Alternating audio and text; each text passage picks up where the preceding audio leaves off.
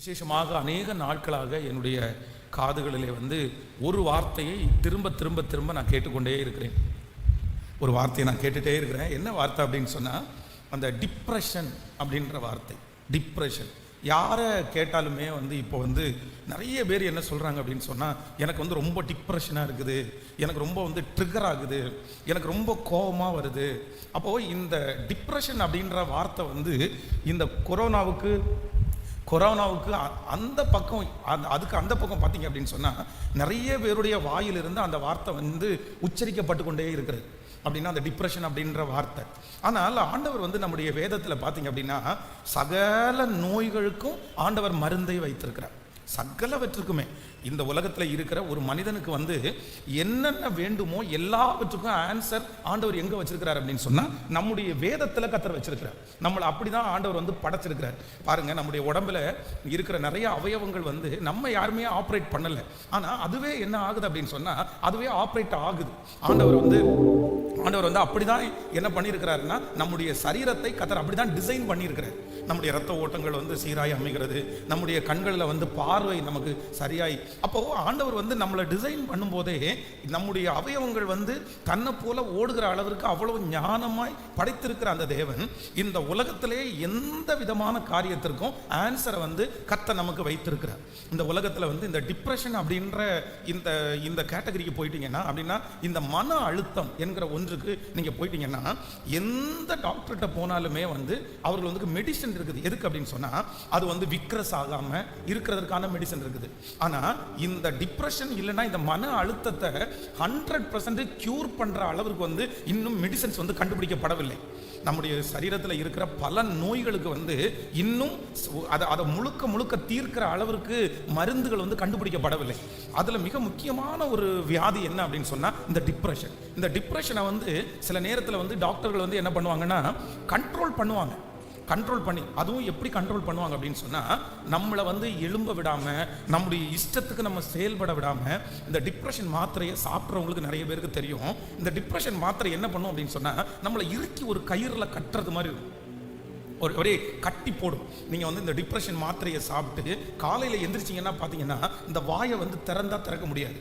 அது ரொம்ப கஷ்டப்பட்டு தான் நம்மளை திறக்கணும். ஏன்னா அந்த நரம்புகளை எல்லாம் என்ன பண்ணும் அப்படின்னு சொன்னால், அப்படியே இழுத்து அப்படியே பிடிச்சிக்கும். அப்படி தான் ஒரு மனுஷனுடைய டிப்ரெஷனை பாருங்க, நிறைய பேர் டிப்ரெஷன் அதிகமாகி, மன அழுத்தம் அதிகமாகி, ரொம்ப கோவப்பட்டு அடித்து உடைக்கிறாங்க பாருங்க. அவங்க எல்லாரையுமே பார்த்தீங்கன்னா மெடிசன் கொடுத்து கண்ட்ரோல் பண்ணுவாங்க. என்ன கண்ட்ரோல் பண்ணுவாங்கன்னா, அந்த இன்ஜெக்ஷன் போடும்போது ஒன்று அவங்க தூங்கிடுவாங்க, இல்லைன்னா அவங்களால அவங்களுடைய உடம்பை வச்சுட்டு எதுவுமே பண்ண முடியாது. இந்த ட்ரீட்மெண்ட் தான் இருக்குது. நான் டிப்ரெஷனுடைய உச்சகட்டத்தில் இருக்கும்போது ஒரு சைக்காலஜிக் டாக்டர்கிட்ட போய் ட்ரீட்மெண்ட் எடுக்கும்போது, நான் எதில் ரொம்ப கஷ்டப்பட்டேன் அப்படின்னா, நம்ம போய் இந்த டிப்ரெஷனுக்காக சைக்காலஜிக்கலாக நம்ம மாத்திரை சாப்பிட்றோமே அப்படின்றது எனக்கு ரொம்ப கஷ்டமாயிருச்சு. அப்போ அந்த டாக்டர் இடத்துல நான் கேட்டது என்ன அப்படின்னு சொன்னால், இந்த மாத்திரையை கண்டிப்பாக நான் எத்தனை நாள் சாப்பிடணும், எத்தனை மாதம் சாப்பிட்டா, ஒவ்வொரு வியாதிக்கும் ஒரு டோஸ் இருக்குது, இந்த டோஸை இவ்வளோ சாப்பிட்டா சரியாகுவாங்க, இந்த டிப்ரெஷனுக்கு சாப்பிட்ற எவ்வளோ நாள் சாப்பிடணும் போது அந்த டாக்டர் என்ன சொன்னார்னா, நீ எதுக்கு இப்போவே மாத்திரையை நிறுத்துறதை குறித்து நீ யோசிக்கிற? எதுக்கு யோசிக்கணும்? இந்த மாத்திரை அப்படின்னு சொல்றது ஒரு டைம் இதை ஸ்டார்ட் பண்ணிட்டா திரும்ப அதை நிறுத்துறது அப்படின்னு சொல்றது உன் கையில தான் இருக்குது. அதை அவ்வளோ சீக்கிரமா நிறுத்த முடியாது. இது பிபி சுகர் மாதிரி தான். இந்த பிபி மாத்திரை கண்டிப்பா அது வந்தா போட்டுட்டே இருக்கணும், சுகர் ஒரு மனுஷனுக்கு வந்தா போட்டுட்டே இருக்கணும். அந்த மாதிரி நீ நினைச்சிட்டு போய, நீ ஏன் இது ஒரு பெரிய விஷயமா நீ எடுத்துக்கிற அப்படின்னா, அந்த டாக்டர் ஆக மொத்தத்தில் அந்த டாக்டர் என்ன சொன்னார் அப்படின்னு சொன்னா, டிப்ரெஷன் அப்படின்ற ஒன்றுக்கு ஒரு மெடிசன் எடுக்க வேண்டாம் அப்படின்றத நான் சொல்ல வரல. ஆனால் அந்த மெடிசன் அந்த வியாதியிலிருந்து 100% கியூர் பண்ணோம், அந்த மனுஷனுடைய டிப்ரெஷன்லேருந்து வெளியே கொண்டு வருவோம் அப்படின்னு எந்த டாக்டர்ஸுமே கண்டிப்பாக சொல்ல முடியாது. அதுவும் இந்த கொரோனாவுக்கு முன்னாடி பார்த்தீங்க அப்படின்னு சொன்னால், இந்த டிப்ரெஷன் பெரிய அளவில் பேசப்பட்டது இல்லை. எங்கேயாவது ஒரு இடத்துல நம்ம கேள்விப்படுவோம், எங்கேயாவது ஒரு இடத்துல நம்ம பார்ப்போம். ஆனால் இந்த கொரோனாவுக்கு அப்புறம் பார்த்தீங்க அப்படின்னா, நிறைய வீடுகளில் கிட்டத்தட்ட 80% வீடு, 80% வாலிபர்கள், அவர்கள் மத்தியிலே பேசப்படுகிற ஒரு வார்த்தை என்ன அப்படின்னா, எனக்கு டிப்ரெஷன், எனக்கு ட்ரிகரா இருக்குது, எனக்கு ரொம்ப அழுத்தமா இருக்குது, எனக்கு ரொம்ப டென்ஷனா இருக்குது, எனக்கு கொஞ்ச நேரம் விடுங்களே, எனக்கு ஏன் இந்த உலகத்துல வாழலான் இருக்குது, பேசாம செத்துறலாம் அப்படின்னு இருக்குது, எனக்கு தூக்கம் வரல, எனக்கு சாப்பிட தோணல, எனக்கு அந்த வேலைகள் எல்லாம் செய்ய தோணல. இந்த வார்த்தைகளை சமீப காலமாய் நம்ம கேள்விப்படுகிறோம். நம்முடைய ஊர்ல பொதுவாக தமிழ்நாடு, இந்தியா, இந்த மாதிரி இடங்களை எடுத்து பார்த்தீங்க அப்படின்னு சொன்னா, டிப்ரெஷனுக்காக, மன அழுத்தத்துக்காக மருந்து மருந்து சாப்பிட்றத வந்து ஒரு பெரிய விஷயமா நம்ம நினைப்போம். யாராவது ஒருத்தர் சைக்காலஜி டாக்டர்கிட்ட போய் ட்ரீட்மெண்ட் பார்க்குறாங்கன்னா நமக்கு என்ன கேட்போம்னா, நான் என்ன பைத்தியக்காரனா, இந்த டிப்ரெஷன் டாக்டர்கிட்ட வா உன்னை ட்ரீட்மெண்ட் பண்ணலாம், நான் என்ன பைத்தியக்காரனா? அப்போ நிறைய பேர் வந்து அந்த ஹாஸ்பிட்டலுக்கு போகிறதுக்கு கூட நிறைய பேர் விரும்புறதில்லை. ஆனால் நீங்கள் மேலை நாடுகளில் பார்த்தீங்க அப்படின்னு சொன்னால் இந்த டிப்ரெஷன் அப்படின்றது வந்து காமனான ஒரு ட்ரீட்மெண்ட் ஆயிடுச்சு. டாக்டர்ஸ் படிக்கிறவங்க நிறைய பேர் வந்து எம்பிபிஎஸ் படிப்பாங்க. அப்புறம் வந்து ஒவ்வொருத்தரும் ஒவ்வொரு விதமாக படிப்பாங்க. என்னென்னா நியூரோலஜிஸ்ட் படிப்பாங்க, அப்புறம் வந்து டென்டல் தனியாக படிப்பாங்க, அப்புறம் கண்ணுக்கு தனியாக படிப்பாங்க. இந்த மாதிரி தனித்தனியாக நம்ம ஹார்ட்டுக்கு தனியாக படிப்பாங்க. இந்த மாதிரி டாக்டர்ஸ் வந்து நிறைய பேர் தனித்தனி சப்ஜெக்ட் எடுத்து படிப்பாங்க. ஆனால் மன அழுத்தம் டிப்ரெஷன் அப்படின்ற அந்த டோனில் படிக்கிறவங்க அதுக்கான டாக்டர்ஸ் பார்த்தீங்கன்னா ரொம்ப குறைவாக தான் இருப்பாங்க. நம்முடைய இந்தியாவில் தமிழ்நாட்டில் குறைவாக இருப்பாங்க. ஆனால் சமீப காலமாகி இனி நம்முடைய தேசத்திலே நம்முடைய ஊரில் கூட அதிகமான இடத்துல நீங்க என்ன கிளினிக் பார்க்க முடியும் அப்படின்னா, இந்த டிப்ரெஷன், இந்த மன அழுத்தத்துக்குரிய டாக்டர்ஸ் வந்து கொஞ்சம் கொஞ்சமா இன்க்ரீஸ் ஆகிட்டே இருக்குது. அதனுடைய நோயாளிகள் வந்து ரொம்ப அதிகமாய் பெருகி கொண்டே இருக்கிறார்கள். அப்போ ஆண்டவர் வந்து கொஞ்ச நாளைக்கு முன்பாகவே என்னுடைய இருதயத்தில் வந்து ஒரு பெரிய பாரத்தை வச்சுட்டே இருந்தார். ஏன் அப்படின்னு சொன்னா, நான் வந்து இந்த டிப்ரெஷனுக்குள்ள கடந்து போகும்போது எனக்கு வந்து அதுல இருந்து எப்படி வெளியே வரணும் அப்படின்னு முழுக்க ஆண்டவர் ஒருத்தர் தான் எனக்கு கற்றுக் கொடுத்தார். யாருக்குமே புரியல. பொதுவாகவே இந்த டிப்ரெஷன்ல இருக்கிற யாராவது ஒருத்தர் இடத்துல போய் எனக்கு யோசனை வந்துட்டே இருக்கானே அப்படின்னு சொன்னா, நீ எதுக்கு யோசிக்கிற, எதுக்கு யோசிக்கணும், உனக்கு என்ன பிரச்சனை, உனக்கு என்ன இல்லை, சும்மா உட்காந்து நீ சாப்பிட்டு படிக்கிறத விட்டுட்டு உனக்கு என்ன? அப்போ இந்த டிப்ரெஷனுடைய அனுபவத்திலே கடந்து வராத ஒரு நபருக்கு இந்த டிப்ரெஷனை குறித்து சொன்னா அவங்களுக்கு புரியாது. அந்த மன அழுத்தத்தை குறித்து சொன்னா புரியாது. அவங்க எல்லாம் என்ன சொல்ல தெரியுமா, எதுக்கு பயப்படுற, எதுக்கு பயப்படணும், இப்போ உனக்கு என்ன இல்லை, நான் தான் பக்கத்தில் இருக்கேன்ல, நீ எதுக்கு யோசிக்கிற, நான் தான் பக்கத்தில். அவங்களுக்கு புரிய வைக்க முடியாது. அதே போல என்னுடைய அந்த பலவீனத்திலிருந்து யாருமே கவுன்சிலிங் கொடுக்க முடியல. எல்லாரும் என்ன வார்த்தையை சொன்னாங்கன்னா, உனக்கு என்ன பைத்தியம் முடிச்சிருக்குதா, உனக்கு என்ன இருக்கா, நீ என்ன எதுக்கு இப்படி யோசிச்சு உட்காந்துருக்கிற, உனக்கு என்ன இப்போ பொண்டாட்டிய பிள்ளைகளா, இல்லைன்னா உனக்கு என்ன இதுவா இருக்கா, நீ எதுக்கு இப்படி யோசிச்சு இருக்கிற அப்படின்னு தான் எல்லாரும் திட்டுனாங்க. ஆனால் என்னுடைய நிலைமையை யாருக்குமே புரிய வைக்க முடியல. ஆனால் கர்த்தரே கற்றுக் கொடுத்து அதிலிருந்து வெளியே கொண்டு வந்ததுக்கு பிற்பாடு நிறைய டிப்ரெஷன்ல இருக்கிற நிறைய பேர் என்னை வந்து சந்திச்சிருக்காங்க. அவங்களோட பேசியிருக்கிறேன். அவங்களோட பேசும்போது அவங்க என்ன சொன்னாங்க அப்படின்னா, யாருமே புரிஞ்சுக்கல பாஸ்டர், ஆனால் எங்கள் லைஃப்லேயே வந்து எங்களை வந்து புரிஞ்சுக்கிட்ட ஒரே ஆள் நீங்கள் தான் அப்படின்னு சொல்லுவாங்க. அப்போ நான் என்ன சொல்லுவேன் அப்படின்னு சொன்னால், இல்லை உங்களுடைய அதே அனுபவத்தில் நான் கடந்து வந்ததுனால தான் எனக்கு புரியுது. அவங்க நிறைய பேர் அந்த அனுபவத்தில் வராதனால அவங்களுக்கு புரியல, அதனால நம்ம அவங்கள தப்பு சொல்ல முடியாது அப்படின்னு நிறைய பேர் அந்த டிப்ரெஷன்ல இருந்து வெளியே கொண்டு வருவதற்கு ஆண்டவர் வந்து ஒரு கருவியாய் கர்த்தர் பயன்படுத்தி இருக்கிறார். அப்ப நான் அடிக்கடி என்ன நினைப்பேன் அப்படின்னு சொன்னா, அந்த பாதையில ஏன் ஆண்டவரே என்னை அனுமதித்து, ஏன்னா எல்லா வாலிபர்களும் சந்தோஷமா இருக்கும்போது நான் சந்தோஷமா இல்லை, எல்லா வாலிபர்களும் கொரட்டை விட்டு தூங்கும் போது நான் தூங்கல, எல்லா வாலிபர்களும் நல்லா உடுத்தும் போது நான் நல்லா உடுத்தல, எனக்கு மட்டும் ஏன் இப்படின்னு யோசிச்சேன். ஆனா இன்னைக்கு நான் நம்புறேன், ஆண்டவர் வந்து ஏதோ ஒரு நோக்கத்திற்காக தான் இந்த மாதிரி நிறைய பேரை அதிலிருந்து விடுதலையாக்கத்தான் அந்த பாதையிலே கர்த்தர் என்னை நடத்தி இருக்கிறார். ஆண்டவர் வந்து உங்களை எந்த பாதையில நடத்தினாலும் அந்த பாதையை குறித்து நீங்க கவலைப்படாதீங்க, அந்த பாதையை குறித்து நீங்க பயப்படாதீங்க. அந்த பாதை யாருக்குமே வரல, எனக்கு மட்டும் ஏன் இப்படி வந்திருக்குன்னு நினைச்சு நீங்க சோர்ந்து போகாதீங்க. அந்த பாதையில ஆண்டவர் உங்களை நடத்துவாரானால் அப்படிப்பட்ட பாதையிலே பிரயாணம் பண்ணுகிற ஆயிரக்கணக்கான பேரை உங்க மூலமா ஆண்டவர் வெளியே கொண்டு வர போகிறார், உங்க மூலமா கர்த்தர் தொட போகிறார். அதற்காக தான் ஆண்டவர் அந்த பாதையிலே சில பாதைகளிலே நடத்தவே மாட்டார். அதைத்தான் தேவனுடைய மனுஷன் சொல்லும்போது சொல்கிறார், நான் உபத்திரவப்பட்டது எனக்கு நல்லது, ஆதலால் உம்முடைய பிரமாணங்களை நான் கற்றுக்கொண்டேன். நான் உபத்திரவப்படுவதற்கு முன்பாக வழி தப்பி திரிந்தேன், ஆனா இப்ப அப்படி இல்லை. அதனால ஆண்டவர் வந்து உங்களை நடத்துகிற எல்லா பாதைகளும் சாட்சிகளுக்காக தான், நன்மைகளுக்காக தான். அதை கடந்து போகிறதுக்கு கொஞ்சம் கஷ்டமா இருக்கும், அதை கடந்து போகிறதுக்கு வருத்தமா இருக்கும். அதான் ஆண்டவர் சொல்லும்போது சொல்றாரு, யாரும் கடவாத பாதையை நான் உன்னை கடக்க பண்ணுவேன். ஆண்டவர் சில நேரத்தில் நம்மளை எப்படி கடக்க பண்ணுவார்ல, எல்லாருக்கும் தெரிஞ்ச பாதை கிடையாது, எல்லாரும் கடந்து போன பாதை கிடையாது. எல்லாரும் கடந்து போன பாதை அப்படின்னா அவங்க ரொம்ப ஈஸியா நம்ம இடத்துல வந்து சொல்லி கவுன்சிலிங் கொடுத்துருவாங்க. ஆனா ஆண்டவர் தேவனால் பயன்படுத்த போகிற பிள்ளைகளை உங்களை ஒரு புதிய, யாருமே அனுபவிக்காத, யாருமே கடந்து போகாத ஒரு பாதையில ஆண்டவர் உங்களை டிராவல் பண்ண வைக்கிறாருன்னா, நான் நம்புறேன் ஆண்டவர் அந்த பாதையிலே உங்களை நடத்தி அப்படி நடக்கிற அநேகம் பேரை உங்கள் மூலமாய் கர்த்தர் தொட போகிறார், உங்கள் மூலமாய் கர்த்தர் மீட்டெடுக்க போகிறார். ஆண்டவர் நமக்கு நடத்துகிற பாதைகள் நிச்சயமாகவே நன்றாக இருக்கும். ஏமாந்து போனீங்களா? கவலைப்படாதீங்க, ஆண்டவர் அந்த பாதையில நடத்தி இருக்கிறார். ஒருவேளை புறக்கணிக்கப்பட்டீர்களா, வியாதியோடு இருக்கிறீர்களா, தேவன் உங்களை நடத்துகிற பாதை இன்னைக்கு கடினமா இருந்தாலும் ஒரு நாள் எப்படி இருக்கும்னா சாட்சியாய் அமையும். ஒரு நாள் அதை குறித்து நீங்கள் சாட்சி சொல்லுவீர்கள். இந்த பாதையிலெல்லாம் ஆண்டவர் என்னை நடத்தி வந்து மகிமையாய் நடத்தி இருக்கிறார். அப்போ ஆண்டவர் வந்து அந்த பாதையில நடத்தினதுனால தான் இன்னைக்கு வந்து நிறைய வார்த்தைகள், நிறைய பேர் இப்படி ஜெபம் பண்ண வரதுனால எனக்கு வந்து ரொம்ப நாளாக வந்து நான் அப்படி ஜெபம் பண்ணிகிட்டே இருந்தேன். ஆண்டவரே, இந்த டிப்ரெஷனை குறித்து ஒரு வெளிப்பாடு வேணும், அதற்காக நான் ஜெபம் பண்ணணும், அதற்காக நிறைய பேருக்கு அதை சொல்லி அதுலேருந்து வெளியே கொண்டு வரணும் அப்படின்றதுக்காக ஜெபம் பண்ணும்போது ஆண்டவர் இந்த ஃபாஸ்டிங் ப்ரேயரில் அந்த மாதிரி ஆண்டவர் ஒரு கைடன்ஸ் ஆண்டவர் தந்தார். அதனால இது எத்தனை வாரங்கள் வந்து தொடர்ந்து இந்த டிப்ரெஷனுக்காக நம்ம வந்து ஜெபம் பண்ண போகிறோம் அப்படின்னு தெரியல. ஆனால் நான் நம்புகிறேன், சீக்கிரமாய ஆண்டவர் அப்படிப்பட்ட மன அழுத்தத்திலே இருக்கிற அநேகம் பேரை கத்தர் இந்த ஜெபத்திலிருந்து கத்தர் விடுதலையாக்கி சுயாதீனமாய் வாழ, சந்தோஷமாய் வாழ, நமக்கு கொடுக்கப்பட்டிருக்கிற வாழ்க்கையை மகிழ்ச்சியாய் வாழ ஆண்டவர் ஒரு கிருபையை கத்தர் தருவாராக.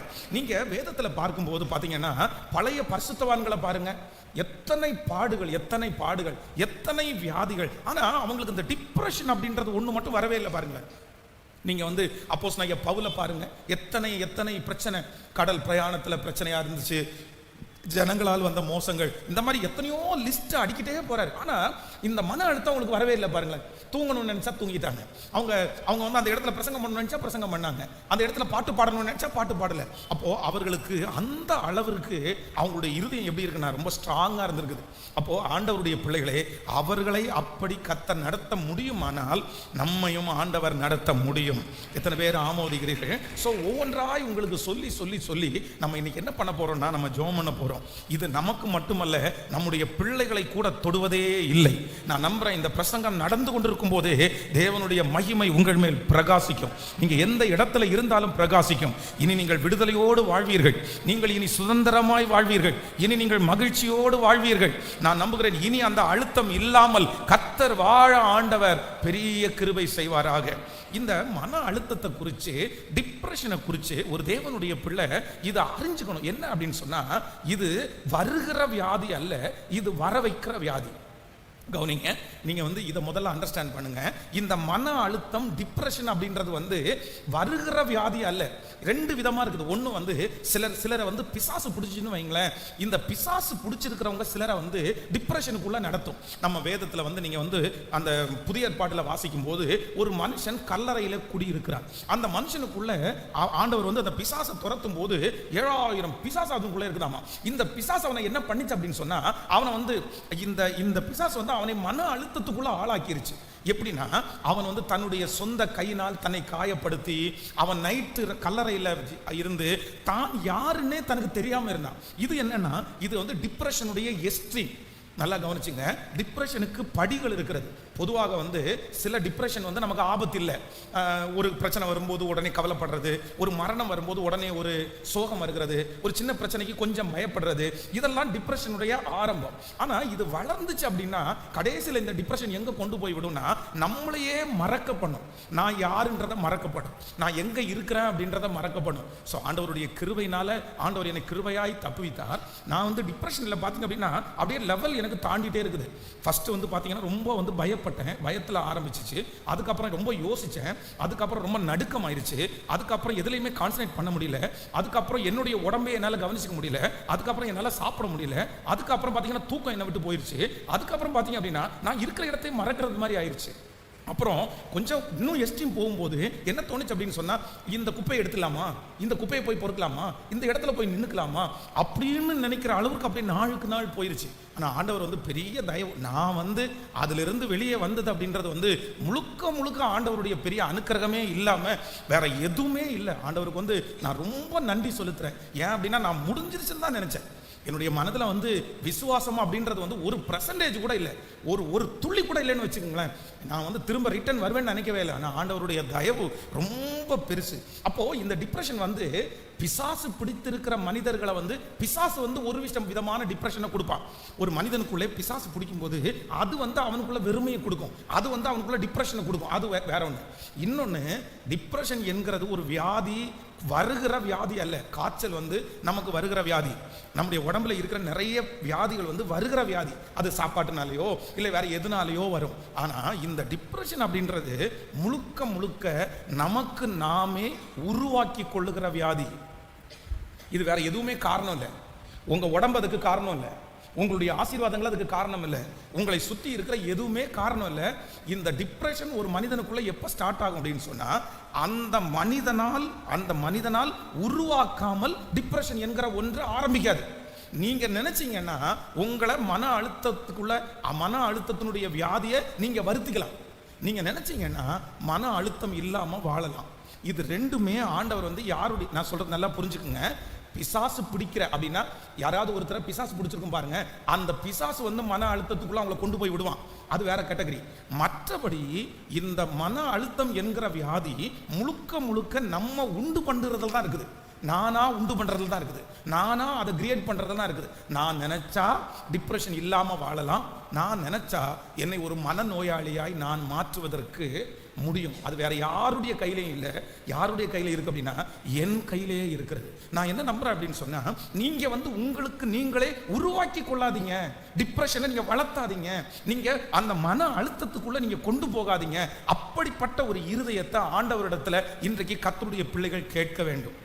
அது நம்முடைய இருதய சம்பந்தப்பட்டது. நான் சொல்றேன் இல்லை, நம்ம வந்து ஒரு வெள்ளை தாளை எடுத்து பார்த்தீங்க அப்படின்னா அந்த வெள்ளை தாளை கசக்கிட்டோன்னு வச்சுக்கோங்களேன், அந்த கையில் வச்சு நல்லா கசக்கிட்டோம். கசக்குனதுக்கு பிற்பாடு அந்த வெள்ளை தாளை தண்ணியில முக்கி அயன் பண்ணா கூட அதனுடைய பழைய அந்த நிலைமையை நம்ம அதில் என்ன பண்ண முடியாது, கொண்டு வர முடியாது. அதை நிமிக்கலாம், ஒருவேளை அதனுடைய ஷேப்பை கொண்டு வரலாமே தெரியாது, தவிர அதனுடைய பழைய நிலையை கொண்டு வர முடியாது. அப்போ ஒரு டைம் உங்களுடைய இருதயத்தை கசக்கி பிழிஞ்சு நீங்க ரொம்ப கஷ்டப்படுத்திட்டீங்கன்னா அதற்கு பிறகு பார்த்தீங்கன்னா பழைய நிலைமைக்கு கொண்டு வருவது என்கிறது ரொம்ப அரிது. அப்போ டிப்ரெஷன், மன அழுத்தம் என்கிறது நானாய் வருவிக்கிறது. அது தானாய் வருவது அல்ல, நானாய் வருவிக்கிறது. இப்போ ஃபர்ஸ்ட் நம்ம எதுக்கு ஜெபிக்கணும் அப்படின்னு சொன்னா, ஆண்டவரே நான் அந்த ஜோனுக்குள்ள என்ன பண்ணக்கூடாது, சத்தமா சொல்லுங்க, போகக்கூடாது. நானே அதை உண்டாக்கிடக்கூடாது, நானே அதை உருவாக்கிடக்கூடாது. இப்போ நான் என்ன எப்படி சொல்றேன் அப்படின்னு சொன்னா, ஒன்று நினைத்துக் கொள்ளுங்கள். நான் வந்து எனக்கு எப்படி இந்த டிப்ரெஷன் ஆரம்பிச்சிச்சு அப்படின்றத உங்களுக்கு சொல்கிறேன். அப்போ தான் உங்களுக்கு வந்து நீங்கள் வந்து அதிலிருந்து வித்தியாசத்தை கண்டுபிடிக்க முடியும். இப்போ வந்து நான் வந்து என்ன பண்ணிட்டேன் அப்படின்னு சொன்னால், கோயம்புத்தூரில் பைபிள் காலேஜ் படித்து முடித்தேன். பைபிள் காலேஜ் படித்து முடித்த உடனே இங்கே 1 இயர் வந்து அந்த பைபிள் காலேஜில் வார்டனாக இருந்தேன். பொதுவாக வந்து என்னுடைய ஊர் வந்து ரொம்ப கிராமமாக இருக்கிறதுனால அங்கே வந்து என்னை சுற்றி நிறைய ஃப்ரெண்ட்ஸ் இருந்தாங்க. நாங்கள் வந்து ஃப்ரீயாக அப்படின்னா வேலை இல்லாத நேரத்தில் நீச்சல் குளத்தில் போய் நீச்சல் அடிக்கிறது, ஆற்றுல போய் நீச்சல் அடிக்கிறது, இந்த மாதிரி ஒரு ஃப்ரெண்ட் சர்க்கிள் வந்து அப்படியே இருந்துட்டோம். இப்போ அங்க இருந்து அந்த ஃப்ரெண்ட் சர்க்கிளை விட்டுட்டு நான் பைபிள் காலேஜில் வரும்போது கொஞ்சம் ஸ்ட்ரெஸ் ஆனேன். அப்படின்னா ஒரு தனிமை, ஒரு சோர்வு, கூட ஃப்ரெண்ட்ஸ் இருந்தாங்க. ஆனால் வந்து இங்கேயும் ஒரு 30 பேர் என் கூட படிச்சதுனால சீக்கிரமாக அதை விட்டு வெளியே வந்துட்டேன். சரி பரவாயில்ல, நம்ம கூட பேசுறதுக்கு அப்புறம் துணை வந்துச்சு. அப்படியே ஜாலியாக 3 இயர்ஸ் பைபிள் காலேஜ் படித்து முடிச்சிட்டேன். 3 வருஷம் படித்து முடிச்ச உடனே அதற்கு பிறகு 1 இயர் அங்கே பைபிள் காலேஜில் வார்டனாக இருந்தேன். அப்போ என்ன அப்படின்னா சுற்றி பசங்கள்லாம் இருக்கிறதுனால எனக்கு ரொம்ப நல்லா இருந்துச்சு, அந்த டிப்ரெஷன் அப்படின்றது வரல. இப்போ அங்கே இருந்து சென்னைக்கு மாறுதலாகி சென்னையில் பொர்சிவாக்கம் அப்படின்ற இடத்துல ஒரு சர்ச்சில் பாஸ்டரா, அசிஸ்டன்ட் பாஸ்டரா அப்பாயின்மெண்ட் பண்ணி அந்த திருச்சபையை நடத்திட்டு இருந்தேன். அப்பவும் என்ன அப்படின்னு சொன்னா, இந்த நம்முடைய இது நம்ம சர்ச் ஆஃப் காட் ஸ்தாபனம் வந்து சென்னையில் வந்து அவங்களுடைய ஹெட் ஆஃபீஸில் என்னை பின்னாடி ரூமில் தங்க வச்சாங்க. அங்கேயும் 4-5 பசங்க என் கூட இருந்ததுனால எனக்கு தனிமை அப்படின்றது ஒன்று எனக்கு தெரியவே இல்லை. இப்போது அங்கேருந்து நானே ஜெபம் பண்ணேன். என்ன ஜெபம் பண்ணேன் அப்படின்னு சொன்னால், எனக்கு இந்த மாதிரி மினிஸ்ட்ரி பண்ணுறதுக்கு விருப்பம் இல்லை, என்னுடைய கையில் தனியாக ஒரு ஊழியத்தை கொடுங்க, என்னை இந்த இடத்துல இருந்து கொண்டு போக ஆண்டவரேன்னு ஜெபம் பண்ணுறேன். இப்போ நான் ஜெபம் பண்ணுறதுபடியே என் கையில் வந்து ஒரு லெட்டர் வருது. நான் திருச்சி OFT துப்பாக்கி தொழிற்சாலை பக்கத்தில் இருக்கிற பர்மா காலனி அந்த இடத்துல வந்து எனக்கு வந்து ஒரு ஊழியம் வருகிறது. அப்போ அந்த ஊழியத்துக்காக நான் என்ன பண்ணுறேன்னா கிளம்பி சந்தோஷம் போறேன். சரி பரவாயில்ல, நமக்குன்னு ஒரு ஊழியத்தை கொடுத்துட்டாங்க, நம்ம அந்த ஊழியத்தை சிறப்பா செய்ய போறோம் அப்படின்னு சொல்லி அந்த ஊழியத்துக்கு போறேன். போன உடனே என்னன்னா, அந்த சர்ச் இருக்குது, சர்ச்சுக்கு பக்கத்துல பாஸ்டர் தங்குற மாதிரி ரூம் இருக்குது. நீங்க நம்ப மாட்டீங்க, ஒரு அடர்ந்த காட்டுக்குள்ள அந்த சர்ச் இருக்குது. ஆனால் கடந்த ஒரு 6 மாதத்துக்கு முன்னாடி அந்த சர்ச்சை பார்க்கணுன்னு போனேன். இன்னைக்கு பார்த்தீங்கன்னா அந்த இடத்துலலாம் பார்த்தீங்கன்னா நிறைய வீடுகளெல்லாம் வந்திருக்குது. ஆனால் நான் வந்து 2004 அந்த இடத்துல இருக்கும்போது அந்த சர்ச்சை சுற்றி வேற எந்த வீடுமே இல்லை. என் கையில் அந்த டைம் ஃபோனும் எதுவும் இல்லை. ஃபோன் அட்டன் பண்ணோம்னா கூட 1 கிலோமீட்டர் நடந்து போகணும். ஏதாவது ஒரு பொருள் வாங்கணும்னா 2 கிலோமீட்டர் அங்கேருந்து நடந்து வரணும். அது வந்து நான் வந்து வேற அந்த சர்ச்சுக்கு என்ன ஒரு மூப்பனார் கூட்டிகிட்டு போனார். இதுதான் நீங்கள் தங்க போகிற இடம்னாரு. அவர் சொன்னார் மாடிக்கு மட்டும் போக வேணான்னாரு. ஏன் அப்படின்னு சொன்னால் இந்த ஏரியாவோட ரவுடி பசங்க வந்து மேலே தான் தண்ணி அடிச்சுட்டு படுப்பாங்க, அதனால் நீ மாடிக்கு போவானான்றாரு. அப்புறம் வந்து சர்ச்சினுடைய ஜன்னலெல்லாம் உடஞ்சிருக்குது. எதுக்கு இந்த மாதிரி உடைச்சா, யார் உடைச்சான்னு கேட்டால் அது ஒன்றும் இல்லை, திருடங்க வந்து உடைச்சிட்டு காணிக்கப்பட்டி தூக்கிட்டு போகிறதுக்காக ட்ரை பண்ணாங்க அப்படின்றாரு. அப்படிப்பட்ட ஒரு பொட்டல் காடு. எனக்கு வந்து பயம் அப்படின்றத விட இந்த தனிமை இருக்கு பாருங்க, என்னால் சமாளிக்கவே முடியல. நான் வந்து அப்போ இருக்கும்போது நிறைய பேர்கிட்ட பேசுவேன், சந்தோஷமாக இருப்பேன், ஜாலியாக பேசுவேன். இப்போ யாருமே இல்லை. எங்கள் அம்மா இல்லை, எங்கள் அப்பா இல்லை, ஃப்ரெண்ட்ஸ் இல்லை, கூட யாருமே இல்லாதனால இப்போ யோசனை போயிட்டே இருந்துச்சு. என்ன யோசிச்சேன் அப்படின்னு சொன்னால், நம்ம ஊழியத்தை தப்பாக சூஸ் பண்ணிட்டோம். ஊழியத்திற்கு வந்தால் நம்ம ஜாலியாக இருக்க முடியாது. ஊழியத்திற்கு வந்தால் நம்ம கூட ஃப்ரெண்ட்ஸ் யாருமே இருக்க மாட்டாங்க. நம்ம இப்போ நமக்கு 21 வயசு, இன்னும் ஒரு வரை 75 வயசு வரைக்கும் வாழ்ந்தா 75 வயசு வரைக்கும் இந்த மாதிரி தனிமையிலேயே நம்ம டிராவல் பண்ணணுமா அப்படின்னு நினச்சி பார்த்தீங்க அப்படின்னா இந்த யோசனை வந்து ரொம்ப பெருசாக போயிடுச்சு. யோசனையை கண்ட்ரோல் பண்ணலை, யோசனையை நீங்கள் நிறுத்தலை அப்படின்னா இந்த யோசனை வந்து எவ்வளோ தூரம் வரைக்கும் உங்களை கொண்டு போய் விட்டுரும். அப்படியே தாட்டு வந்துட்டே இருக்குது, நெகட்டிவ் எண்ணம் வந்துட்டே இருக்குது, வளர்ந்துட்டே இருக்குது. அப்போ பார்த்தீங்க அப்படின்னு சொன்னால் ஒரு நாள் வந்து இந்த மாதிரி யோசிச்சே படுத்திருந்ததுனால அன்னைக்கு திடீரென்று ஒரு நாள் நைட்டு ஃபுல்லாக தூங்காத உடனே நான் நினைக்கிறேன், ஐயோ நமக்கு தூக்கமே வரல. இப்போ நைட்டு தூக்கம் வரலன்னா உடனே மனசு படபடன்னு இருக்கும், யாருமே சுற்றி இருக்க மாட்டாங்க. அந்த யோசனை பயம் ரொம்ப அதிகமாகிடுச்சு. அதற்கு பிறகு ரொம்ப சிக்காயி, ஆனால் எனக்கு மன அழுத்தம் அப்படின்னாலும் தெரியாது, எங்கள் வீட்டில் உள்ளவங்களுக்கும் யாருக்குமே மன அழுத்தம் அப்படின்னு தெரியாது. ஆனால் எனக்கு என்னென்னா இந்த மன அழுத்தம் ரொம்ப அதிகமாகி தூக்கம் இல்லாமல் வாமிட் வர ஆரம்பிச்சிருச்சு. நெஞ்சு கறிக்க ஆரம்பிக்கும், ஃபுல்லாக ரொம்ப வாமிட் வந்த உடனே அங்கே இருக்கிறவங்க எல்லாம் என்ன சொல்லிட்டாங்கன்னா, உங்களுக்கு மஞ்சக்காமலை அப்படின்ற ஒரு ஒன்று வந்துச்சு. அதே போல் போய் டெஸ்ட் பண்ணி பார்த்தா மஞ்சக்காமலை 3.0 இருக்குது. எப்பவுமே 1 இல்லைனா 75 அந்த மாதிரி தான் இருக்கணும். இப்போ 3.0ன்றது மஞ்சக்காமலை. எனக்கு மஞ்சக்காமலை இருக்குன்னு கண்டுபிடிச்சி கிட்டத்தட்ட 1 வருஷம் 9 மாதம் மஞ்சக்காமலைக்கு ட்ரீட்மெண்ட் எடுத்துக்கிறேன், மன அழுத்தம்னே தெரியாமல். அதற்கு பிறகு என்னுடைய சூழ்நிலை சரி பண்ணாங்க, எனக்கு ஃப்ரெண்ட்ஸ் வந்தாங்க, நான் வீட்டுக்கு போயிட்டேன். ஆனால் கூட இந்த மன அழுத்தத்திலிருந்து, அந்த யோசனையிலிருந்து என்னால் வெளியே வரவே முடியல. அப்போது ஒன்று நீங்கள் நினைத்துக் கொள்ளுங்கள், மன அழுத்தம் ஒரு அப்படின்னா இந்த டிப்ரெஷன் அப்படின்றதற்கு இது எங்கே உருவாகுது அப்படின்னு சொன்னால், அதிகமான யோசனை ஒரு மனுஷனுக்கு வந்து டிப்ரெஷன் அப்படின்ற ஒரு இடத்துக்கு கொண்டு போய் விடுகிறது. இன்னைக்கு கர்த்தர் சொல்கிறார், அவர் உங்களை விசாரிக்கிறவர் ஆனபடினால் உங்கள் கவலைகளை அவர் மேல் வைத்து விடுங்கள். அவர் உங்களை விசாரிக்கிறவர் ஆனபடினால் உங்கள் கவலைகளை அவர் மேல் வைத்து விடுங்கள். நீங்க வந்து ஒண்ணு நீங்க நினைச்சுக்குங்க, எதையுமே ஆண்டவருடைய பிள்ளைகள் என்ன பண்ணக்கூடாதுன்னா ரொம்ப யோசிக்கவே கூடாது. ஏன்னா நமக்கு கொடுத்துருக்கிற மூளை வந்து நீங்க நினைக்கிற மாதிரி ஒரு 10 கிலோ 20 கிலோ கிடையாது, அவ்வளோதான். ஒரு இல்லைன்னா நீங்கள் வந்து இந்த சிஸ்டம் இருக்குது பாருங்களேன், இந்த கம்ப்யூட்டர் சிஸ்டம் சிபியூன்னு ஒன்று இருக்கும், அதுதான் எல்லாத்துக்கும் அடையாளமானது. அதில் தான் நிறைய ஸ்டோரேஜ் இருக்குது. இந்த சிபியூ வந்து நம்ம சர்ச்சில் இருக்கிறது பார்த்தீங்க அப்படின்னா அவ்வளோதான், இவ்வளோ அகலம் இவ்வளோ ஹைட் அவ்வளோதான் இருக்கும், அதுக்கு மேலே இருக்காது. ஆனால் இந்த பெரிய பெரிய யூனிட்ஸில் நீங்கள் பார்த்தீங்க அப்படின்னா, இந்த ஃபேன் கொடுத்துருப்பீங்க, இந்த பெரிய பெரிய யூனிட்ஸில் பார்த்தீங்க அப்படின்னா அவங்களுடைய சிபியூ வந்து பார்த்தீங்கன்னா இந்த மாதிரி ஒரு சர்ச்சை அளவுக்கு இருக்கும், மிக ரொம்ப பெருசாக இருக்கும். இதில் என்ன பண்ணுவாங்கன்னா ஃபுல்லாக ஏசி வச்சுருப்பாங்க. அந்த ஏசி வச்சுருப்பாங்க 24 மணி நேரமும் அந்த சிஸ்டம் வந்து சூடாகாமல் இருக்கிறதுக்கு ஏசி போயிட்டே இருக்கும். ஏன்னா அதில் ஸ்டோரேஜ் வந்து ரொம்ப அதிகமாக இருக்குன்னு அர்த்தம். அந்த ஸ்டோரேஜை அதிகமாகி வைக்க அந்த சிபியூனுடைய அளவு பெருசாகுது. ஆனால் நம்முடைய ஆண்டவர் நமக்கு கொடுத்துருக்கிற மூளை என்ன ஒரு 100 கிராம் இருக்குமா, இல்லைன்னா ஒரு 1/4 கிலோ இருக்குமா, அது எவ்வளோ இருக்குன்னு தெரியாது. ஆனாலும் 300 கிராமுக்கு மேலே இருக்காதுன்னு நினைக்கிறேன்.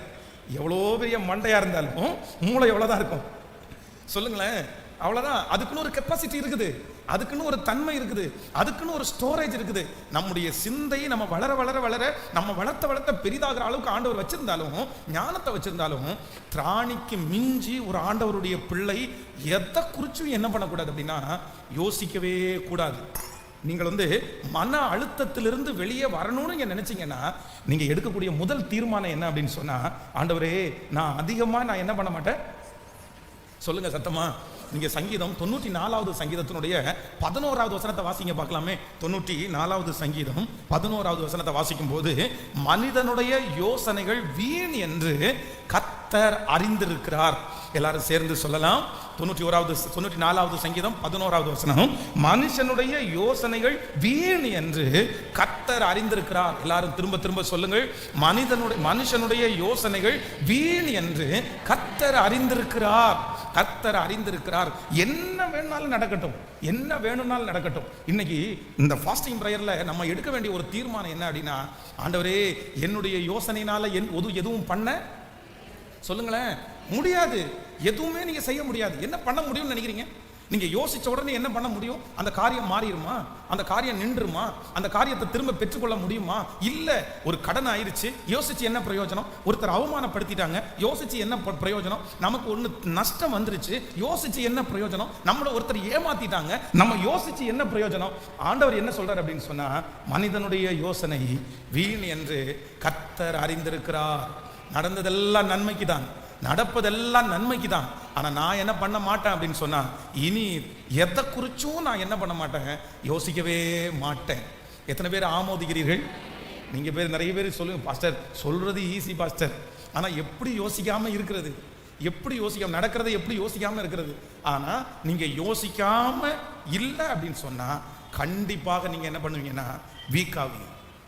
இன்னையிலிருந்து ஒரு முயற்சியை மட்டும் எடுங்களேன், ஒரு முயற்சியை மட்டும் எடுங்களேன். கர்த்தர் பார்த்து கொள்ளுவார். யெகோவா ஈரே, கர்த்தர் பார்த்து கொள்வார். நான் யோசிக்க மாட்டேன். இப்போ பாருங்க, ஆபிரகாமை பார்த்து ஆண்டவர் சொல்லுகிறார், உன்னுடைய புத்திரனும் உன்னுடைய ஏக சுதனுமாய் இருக்கிற உன்னுடைய குமாரனை நீ எனக்காக என்ன பண்ணு, சத்தமா சொல்லுங்க.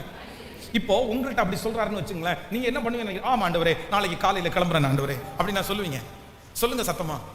உங்களுக்கு யோசனை எப்படி போகும் தெரியுமா? ஆண்டவரே 100 வயசுல தவம் இருந்து பெற்ற பிள்ளை ஆண்டவரே, ஊட்டி இல்லவா வளர்த்தேன், அவன் சட்டை எடுத்து பார்க்கறது, அவன் பேண்டை எடுத்து பார்க்கறது, அப்படி யோசனை இப்படி யோசனை. ஒருவேளை கொண்டு போகிற வழியில இல்லைன்னா நான் கத்தி எடுத்து ஓங்கும் போது அமைதியா இருந்துட்டாருன்னா, நமக்கு கொடுத்தா அதான் சொல்லுவாங்களே ஏக்கர் கணக்கில் யோசிப்பாங்க.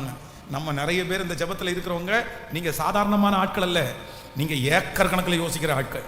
ஆமென். நடந்தது ஒன்னா இருக்கும், ஆனா அதான் சொல்றேன், உம்முடைய கற்பனையோ மகா விஸ்தாரம் அப்படின்னு சொன்னது மாதிரி இந்த சத்தத்தை கேட்கிற நிறைய பேருடைய கற்பனை மகா விஸ்தாரம். என்ன அதுக்கு கண்ணு வச்சு, காது வச்சு, மூக்கு வச்சு, பல்லு வச்சு ஒரு உருவமா மாத்தி நடக்காத ஒன்றை எங்கெங்க கொண்டு போய் விடுறது. ஆனா ஒண்ணு நீங்க நினைச்சுக்கங்க, இன்றைக்கு இந்த மன அழுத்தத்திலிருந்து வெளியே வருவதற்கு நீங்க எடுக்கக்கூடிய முதல் முயற்சி என்ன அப்படின்னா, நான் என்ன பண்றேன் அப்படின்னு சொன்னா, என்னுடைய யோசனைகளை நான் நிறுத்த போறேன். எனக்காக கர்த்தர் யாவையும் செய்து முடிப்பார். நான் யோசிக்கிறதுனால எதுவும் வரப்போறது? சத்தமா சொல்லுங்க. ஒரு பெரிய டாக்டர் அந்த டாக்டரை சந்திச்சு டாக்டர், இத்தனை ஆயிரக்கணக்கான நோயாளிகள் வர்றாங்களே, இந்த அத்தனை நோயாளிகளுடைய நோய்கள் எல்லாம் சொல்றாங்கல்ல, உங்களுக்கு கஷ்டமா இருக்காதா? நீங்க எப்படி இதெல்லாம் சமாளிக்கிறீங்க? உடனே அவர் அவருடைய டேபிள்ல போய் உட்கார்ந்து சொன்னாராமா, இந்த டேபிளுக்கு முன்னாடி இருக்கு சேர் பாருங்களேன், இதுக்கு முன்னாடி உட்கார்ந்து நோயாளிகள் எனக்கு ட்ரீட்மெண்ட் எல்லாம் சொல்லுவாங்க, எல்லாருக்கும் ஆறுதல் சொல்லுவேன், ட்ரீட்மெண்ட் சொல்லுவேன், முடிச்ச உடனே என்னுடைய பெண்ணை மூடி இங்க வைப்பேன், அவ்வளவுதான். இந்த பெண்ணை மூடி இங்க வச்சுட்டேன் அப்படின்னா, இந்த ரூமை விட்டு நான் கிளம்பும் போது எல்லாரையுமே என்ன பண்ணிடுவேன், சத்தம் மறந்துடுவேன், அவ்வளவுதான். திருப்பி அடுத்த நாள் காலையில திரும்ப இந்த ரூமுக்குள்ள என்டர் ஆகும் போதுதான் அடுத்து யாரை குறிச்சு யோசிப்பேன்? டாக்டர் என்ன டாக்டர் சொன்னீங்க? ஆமாப்பா, நீ சொல்றது மாதிரி அப்படியே அந்த நோயாளிகளே நான் யோசிச்சிருந்தா, நான் இன்னொரு டாக்டர்கிட்ட போய் என்ன பண்ணணும், நான் ட்ரீட் பண்ணணும். நான் உயிரோடு இருக்க வேண்டுமானால், நான் நிறைய பேருக்கு ட்ரீட்மெண்ட் கொடுக்கணும்னா நான் எங்க மறக்கணும் சொல்லுங்க? இந்த ரூமுக்குள்ள மறக்கணும், இந்த இடத்துல மறக்கணும். இனி என்ன பார்த்துக்கலாம் அப்படின்னு சொன்னா, இனி நாளைக்கு பார்த்துக்கலாம், இனி நாளானைக்கு பார்த்துக்கலாம். அதனால தான் ஆண்டவர் சொல்றாரு, சமாதானத்தோடு படுத்து நித்திரை செய். சமாதானத்தோடு கர்த்தர் நம்மை தாங்குகிறார். என்னுடைய யோசனையை இன்னைக்கு நிறைய பேர் பாருங்க, ராத்திரி தூங்காம இருக்கிறதுக்கு காரணம் என்ன? சிந்தனை ஓடிட்டே இருக்குது. காலையில நடந்ததை பெட்ரூம் வரைக்கும் கொண்டு போவாங்க. இன்று நீங்க எல்லாரும் இல்ல, உங்களுடைய படுக்கை அறைக்கு கொண்டே போகாதீங்க, உங்களுடைய கடனை படுக்கை இறக்கி கொண்டு போகாதீங்க. உங்களுடைய அவமானத்தை படுக்கை இறக்கி கொண்டு போகாதீங்க. அந்த மனிதன் பேசின பேச்சை படுக்கை அறைக்கி கொண்டு போகாதீங்க. யாராவது ஒன்று பேசினாங்களா, யாராவது ஒன்று உங்களை வருத்தப்படுத்தினாங்களா, யோசிச்சு யோசிச்சு திரும்ப திரும்ப அதற்கு உயிர் கொடுக்காதீங்க. யோசனை அப்படின்றது என்ன அர்த்தம்னா, அது உயிர் கொடுக்கிறதுக்கு சமானம். நீங்க ஒவ்வொரு டைமும் யோசிக்கும் போது ஒரு பொய்யான பிம்பத்தை, ஒரு பொய்யான காரியத்திற்கு நீங்க உயிர் கொடுத்துட்டு இருக்கிறீங்க. ஒரு கெட்ட மரத்திற்கு நீங்க உயிர் கொடுத்துட்டு இருக்கிறீங்க. ஒரு தேவையில்லாத கலைக்கு நீங்க உயிர் கொடுத்துட்டு இருக்கிறீங்க. இந்த தேவையில்லாத மரம், இந்த தேவையில்லாத கலைக்கு நீங்க இவ்வளவு உயிர் கொடுத்தீங்கன்னா நாளைக்கு அதை பிடுங்கிறது, அழிக்கிறது, வெட்டுறது அப்படின்றது சுலபம் அல்ல, ரொம்ப கஷ்டம், ரொம்ப கஷ்டம். அதனாலதான் ஆண்டவர் சொல்றாரு, அவர் உங்களை விசாரிக்கிறவரானபடினால், அவர் உங்களை விசாரிக்கிறவரானபடினால், அவர் உங்களை விசாரிக்கிறவரானபடினால். ஆமென். எனக்கு ஒரு மிகப்பெரிய ஆச்சரியம் என்ன அப்படின்னு சொன்னா, பிலிப்பியர் 4ஆம் அதிகாரத்தினுடைய 4 வாசிக்க வேண்டாம், நீங்க எனக்கு கவனிச்சா போதும், நான் சொல்லிட்டே இருக்கிறேன். அப்படியே பிலிப்பியர்ல நீங்க வாசிக்கும் போது பிலிப்பியர் எழுதின நிருபத்தை அப்போஸ்தலனாகிய பவுல் எழுதுறாரு. எழுதும்போது அவர் என்ன எழுதுறாரு அப்படின்னா, கர்த்தருக்குள் எப்பொழுதும் சந்தோஷமாய் இருங்கள், சந்தோஷமாய் இருங்கள் என்று நான் உங்களுக்கு மறுபடியும் சொல்லுகிறேன். எங்க உட்கார்ந்து, எங்க உட்கார்ந்து? இந்த பிலிப்பியர் எழுதின நிருபத்தை அப்போஸ்தலனாகிய பவுல் எங்க எழுதுறாரு? சிறைச்சாலையில எழுதுறாரு. சிறைச்சாலையில எழுதும் போது என்ன எழுதுறாராமா? கர்த்தருக்குள் எப்பொழுதும் சந்தோஷமா இருங்கள் என்று. ஒருவேளை சிறைச்சாலையில உங்களை உட்கார வச்சு உங்க கையில ஒரு பெண்ணும் ஒரு பேனாவும் கொடுத்தா நீங்க என்ன எழுதுவீங்க? நீங்க சொல்லுங்களேன், என்ன எழுதுவீங்க?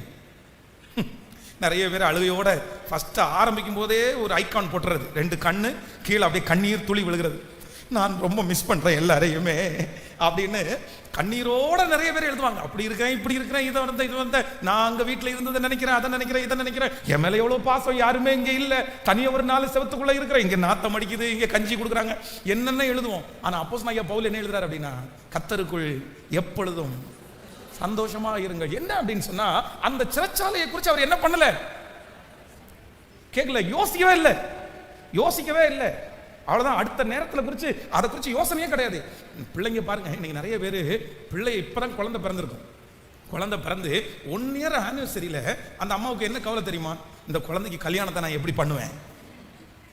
அந்த பிள்ளைக்கு கல்யாணம் ஆகிறதுக்கு இன்னும் 20 வருஷம் இருக்குது, இன்னும் 22 வருஷம் இருக்குது. 22 வருஷத்துக்கு அப்புறம் தான் அந்த பிள்ளையை நம்ம கல்யாணமே பண்ணி வைக்க போறோம். அந்த 22 வருஷத்துல ஆண்டவர் எப்படி ஆசீர்வதிக்க போறாரு, எப்படி மாற்றத்தை தர போறான்னு தெரியல. 22 இயர்ஸ் இருக்கு இன்னும். ஆனா இன்னைக்கு 1 வயசுல எடுத்து வச்சுட்டு இதை எப்படி நான் கரை சேர்ப்பேனோ தெரியல, இதை எப்படி இன்னொருத்தன் கையில பிடிச்சு கொடுப்பேனோ தெரியல, இது வளர்ந்து ஒழுக்கமா இருக்குமா இல்லையான்னு தெரியல, இதுக்கு நல்ல மாப்பிள்ள வருமா இல்லையான்னு தெரியல. எப்போ நம்ம நிறைய பேரை பாருங்க, என்னைக்கோ நடக்க போறத இன்னைக்கு யோசிச்சுதான். இன்னும் அது கூட பரவாயில்ல, நிறைய பேர் இந்த வயசான ஒரு 50 வயதுக்கு மேலான சிலர் வந்து என்கிட்ட வந்து என்ன கேட்டிருக்காங்கன்னா, பாஸ்டர் நமக்கு கல்லறை இருக்கா? நமக்கு என்ன இருக்கா? கல்லறை இருக்கா? எனக்கு வந்து இல்லை, உங்களுக்கு இப்போ வந்து கண்டிப்பாக நம்ம இன்னும் அடக்கம் பண்ண தான் போறோம். இன்னைக்கு கல்லறை இல்லைனாலும் எந்த சரீரமும் எங்க வெளியில இருக்க போறது இல்லை. எங்கேயாவது ஒரு இடத்துல நம்முடைய சரீரத்தை கண்டிப்பா என்ன பண்ண போறாங்க? இல்லை, உங்களுடைய கேள்விகள் நியாயமானது. அப்படின்னா எங்கள் ஊரில் இல்லைன்னா பெரியவங்களுக்கெல்லாம் பஸ்ஸில் இருக்கிற பெரியவங்களுக்கு ஒரு பழக்கம் என்ன அப்படின்னா, அவங்க எதை ரெடி பண்ணி வைக்கிறாங்களோ இல்லையோ கல்லறையை ரெடி பண்ணி வச்சுருவாங்க. நம்முடைய மூதாதியாரான ஆபிரகாமும் அப்படிதான். என்ன அப்படின்னா, தன்னுடைய மனைவியை வந்து அடக்கம் பண்ணுறதுக்கு மக்பேலா என்கிற ஒரு குகையை எத்தனையோ இடத்துல வந்து ஆபிரகாம் வந்து பார்த்தீங்க அப்படின்னு சொன்னால் பரதேசியாக இருந்தார். அவருக்கு எதுவுமே இல்லை, சொந்தமாக அவர் எதையுமே வச்சுக்கல. ஆனால் தன்னுடைய மனைவிக்கு வச்சிருக்கிற கல்லறை மட்டும், அந்த மக்பேலா குகையை மட்டும் காசு கொடுத்து வாங்கினார். இல்லை எங்களுக்கு ஓனா இருக்கணும், எங்களுக்கு சொந்தமாக இருக்கணும். அதனால பெரியவங்க நிறைய பேருக்கு தங்களுக்கு கல்லறை இருக்கணும் அப்படின்னு நினைப்பாங்க. ஒருவேளை ஆபிரகாமனுடைய விஷயத்தை வச்சு கூட சொல்லலாம். ஆனால் அதுக்கு நான் என்ன நம்புறேன் அப்படின்னா, இன்னும் கொஞ்சம் லேட்டாக சொல்லலாமே, இப்பவே அதுக்கான ஆயத்தம் எல்லாம் தேவையில்லை அப்படின்னா 50 வயது தான் ஆகுறது. இதுக்கு முன்னாடி எதை குறித்து யோசிக்க போறோம்? நம்ம செத்தா, நம்ம இது பண்ணா, இங்கேயும் நிறைய பேர் இருப்பீங்க. நீங்க சும்மா உட்காந்துருக்கிறத பார்க்க வேண்டாம். நிறைய பேர் வந்து இந்த பிள்ளைய கல்யாணம் பண்ணி கொடுத்தா, இது இப்படி நடந்தா, என்ன அது நடக்கவே இல்லை. ஆனா இன்னைக்கு கேட்டா என்ன சொல்லுவாங்க தெரியுமா? எதுக்கும் நம்ம விழிப்பா இருக்கிறது நல்லது. ஆமா, இவங்க விழிப்பா இருந்து. அதனால ஆண்டவருடைய பிள்ளைகளே, நடக்காத இல்ல நடக்குது கண்ணு முன்னாடி இருந்தா கூட, நான் இன்னைக்கு மன அழுத்தத்திலிருந்து வெளியே வரணும்னா நீங்க செய்ய வேண்டிய முதல் தீர்மானம் என்ன அப்படின்னா, நான் யோசிக்கிறத நான் என்ன பண்ண போறேன் அப்படின்னா, சத்தமா சொல்லுங்க, சத்தமா சொல்லுங்க. அதைத்தான் ஆண்டவர் சொல்றார். உண்மை உள்ளவைகள் எவைகளோ, ஒழுக்கம் உள்ளவைகள் எவைகளோ, நற்கீர்த்தி உள்ளவைகள் எவைகளோ, புண்ணியம் எதுவோ, புகழ் எதுவோ, அதான் இன்னொன்று சங்கீதத்தில் 119ஆம் சங்கீதத்தில் வீண் சிந்தனைகளை நான் 119ஆம் சங்கீதம் 113வது வசனத்தை வாசிக்கும் போது, வீண் சிந்தனைகளை நான் வெறுத்து உமது வேதத்தில் பிரியப்படுகிறேன். எல்லாரும் 10 டைம் சொல்லுங்க பார்க்கலாம். வீண் சிந்தனைகளை நான் வெறுத்து உமது வேதத்தில் பிரியப்படுகிறேன். சொல்லுங்க, வீண் சிந்தனைகளை நான் வெறுத்து உமது வேதத்தில் பிரியப்படுகிறேன். இன்னொரு விசை, வீண் சிந்தனைகளை நான் வெறுத்து உமது வேதத்தில் பிரியப்படுகிறேன். ஹல்லேலூயா.